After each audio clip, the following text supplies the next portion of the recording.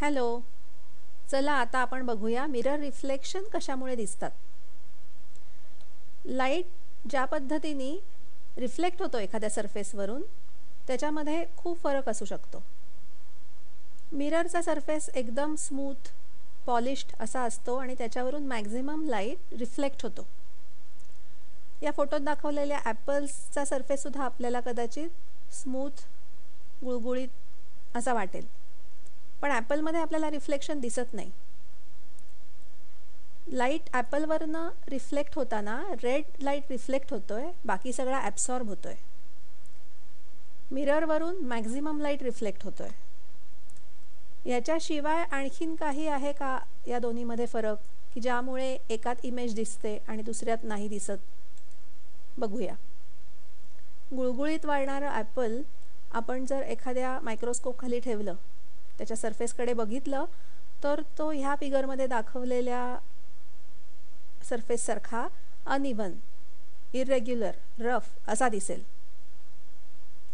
अशा रफ सरफेसवरती जेव्हा light rays पडतात आणि रिफ्लेक्ट होतात तेव्हा ते खूप वेगळ्या वेगळ्या दिशांना स्कॅटर होतात किंवा डिफ्यूज होतात.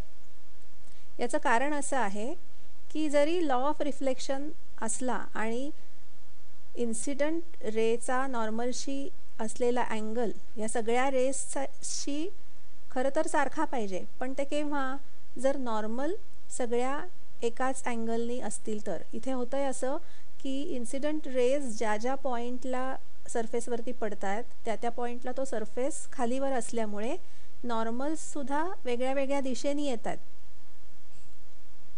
नॉर्मल्सचाच अँगल बदलल्यामुळे रिफ्लेक्टिंग रेजचे अँगलसुद्धा सगळ्या रिफ्लेक्टिंग रेज एकाच अँगलनी नाही रिफ्लेक्ट होत आहेत.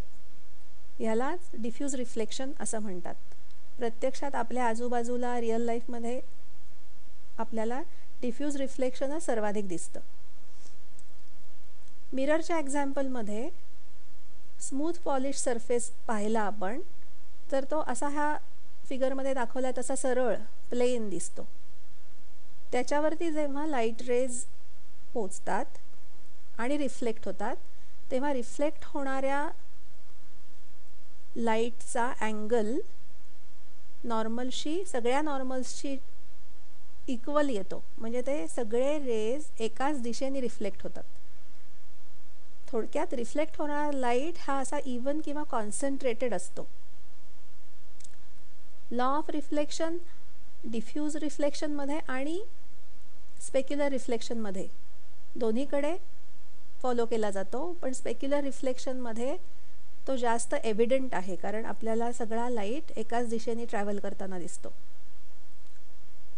या रिफ्लेक्शनला स्पेक्युलर रिफ्लेक्शन म्हणतात आणि इमेज फॉर्मेशनसाठी रिफ्लेक्शन स्पेक्युलर असणं आवश्यक असतं. इमेज कशी तयार होते ते आता बघूया. ह्या चित्रात एक मिरर ठेवला आहे असं समजूया. तो मिरर असा उभा भिंतीला चिकटवून ठेवला आहे. त्याच्यासमोर हा एक बॉल, उदाहरण म्हणून बॉल घेतला आहे, कुठलंही ऑब्जेक्ट असू शकतं आहे असं समजूया. आणि आपण सिलिंगकडून हे चित्र बघतोय असं समजा. सध्या या बॉलवरती जो उजेड पडतो लाईट सोर्सचा, ट्यूबलाईट असेल रूममधली किंवा डे लाईट असेल, तो लाईटवरनं रिफ्लेक्ट होऊन बॉलवरून रिफ्लेक्ट होऊन मिररपर्यंत पोचतोय. मिररचा सरफेस स्मूथ पॉलिश्ड आहे त्यामुळे त्याच्यावरून असं आपल्याला स्पेक्युलर रिफ्लेक्शन दिसतं. म्हणजेच लाईट रेज रिफ्लेक्ट होतात according to law of reflection.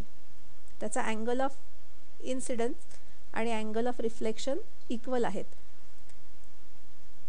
या एक्झाम्पलमध्ये आत्ता आपण थोडेसेच रेज दाखवलेत रिफ्लेक्ट होताना. प्रत्यक्षात बॉलच्या सगळ्या पॉईंट्सवरनं सगळीकडे लाईट रिफ्लेक्ट होतोय. असे खूप असंख्य लाईट रेज मिररपर्यंत पोचत आहेत. ते सगळे स्पेक्युलर फॅशनमध्ये रिफ्लेक्ट होतात. आता समजा इथून एक कोणीतरी ऑब्झर्वर, एक मुलगा इथे या मिररकडे बघतोय आणि त्या मिररमध्ये त्याला बॉलची इमेज दिसते. ती कशी दिसते तर त्या मुलाच्या डोळ्यात जेव्हा हे असे रिफ्लेक्टेड रेज शिरतात तेव्हा त्याला काय वाटतं की हे रेज प्रत्यक्षात असे सरळ मागून कुठून तरी आलेत. याचं कारण आहे की आपले डोळे, आपला ब्रेन किंवा आपला सेन्स ऑफ विजन आहे ते नॅचरलीच असं प्रोग्रॅम्ड आहे की लाईट स्ट्रेट लाईनमध्ये ट्रॅव्हल करतो.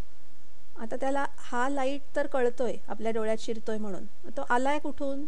सरळ आला असणार. सरळ म्हणजे असा मागून ही डॉटेड लाईन दिसतीये तिथून कुठून तरी येतोय असं त्याला वाटतं. सगळेच बॉलवरून निघणारे रेज मिररवरनं रिफ्लेक्ट होऊन डोळ्यात शिरतात. ते सगळे ह्याच पॉईंटमधून येत आहेत असं ऑब्झर्व्हरला वाटतं. ह्या गोष्टीमुळे प्रत्येक बॉलवरच्या प्रत्येक पॉईंटची इमेज इकडे तयार होते मिररच्या मागे कुठेतरी, आणि अशा प्रकारे तो अख्खा बॉल इथे आहे असं ऑब्झर्व्हरला वाटतं. प्रत्यक्षात भिंतीच्या मागे इमेज तयार होते का? तर नाही. भिंतीच्या मागे इनफॅक्ट खरे बॉलकडून येणारे लाईटसुद्धा तिकडे मागे ट्रॅव्हल करत नाही आहेत. ही प्रत्यक्ष खरी इमेज नसल्यामुळेच याला व्हर्च्युअल इमेज असंही म्हणतात. ही बॉलची इमेज आरशामध्ये आहे असं अनेक ऑब्झर्वर्सना वाटू शकतं. म्हणजे इथून बघणाऱ्या बऱ्याच जणांना, अनेकांना ह्या बॉलची इमेज ही इथेच दिसते, कारण त्यांची लाईन ऑफ साईट ह्या पॉईंटमधनंच पास होत राहते. आता कळलं ना आरशामध्ये इमेज कशी तयार होते ते? आता इथेच थांबूया. Good bye.